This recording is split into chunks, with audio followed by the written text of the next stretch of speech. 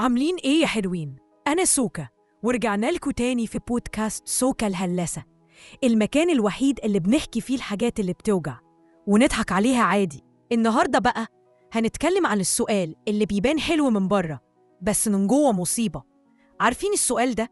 لما حد يقابلك كده ويقولك نفسك في ايه؟ وأول ما تقول يوقعك من سابع أرض ويحبطك. يعني هو أنا أصلاً كنت ساكتة ومش بحلم ومش عايزة حاجة، بس انت قررت تسألني نفسك في ايه؟ وانا ببراءة كده اقولك نفسي اسافر، قوم انت تقول لي ياه دي محتاجة فلوس يا سوكا، والفيزا دلوقتي صعبة، ده حتى الطيارة بقت غالية. يعني انا بحلم يا ابني، انت قلبت حلمي فيلم رعب. طيب اغير الحلم واقول نفسي اغني، يرد عليا ويقول صوتك وحش قوي يا سوكا، انت بتتكلمي بالعافية. طب نفسي افتح بيزنس صغير، يقول لي لا السوق واقع، دي مخاطرة، اقعدي في بيتك أحسن ليكي. ده حتى لو قلت له نفسي أربي قطة يقول لي ده بتعمل ريحة في البيت وهتبوظ لك العفش، وبعدين القطط بتجذب العفاريت.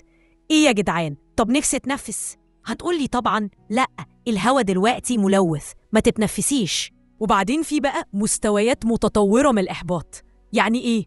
يعني مش بس يحبطك، ده بيعمل أبجريد في إحباطك. يعني تقول مثلا نفسي أتعلم حاجة جديدة، يقوم يقولك تتعلمي ايه يا سوكا؟ الشغل مش شهادات، دي واسطة ومعارف. طيب نفسي أخس شوية، يقولك لا يا سوكا شكلك كده حلوة وعمرك ما هتخسي، لأن احنا متربيين على المحشي. يا عم شجعني، بتقفلها في وشي ليه يا جدع؟ حتى لو قلت عاوزة أبقى مبسوطة يقول لي لا، الدنيا صعبة ومفيش حد مبسوط اليومين دول. طب يعني أكتئب رسمي بقى؟ يعني خلاصة الكلام ما تسألنيش بتحلمي بإيه، لأن اللي بيسألك بتحلمي بإيه غالباً ناوي يعكنن عليك، فأنا خلاص هقوله بحلم تبعد عني. لو حد عمل فيك كده قبل كده انزل قولي في الكومنت بتحلم بإيه، ونشوف مين أكتر واحد اتحبط فينا. أنا سوكا، واستنوني الحلقة الجاية من بودكاست سوكا الهلاسة، ولسه الهلس مكمل. إيه ده بجد؟ أنت كملت الفيديو لحد هنا؟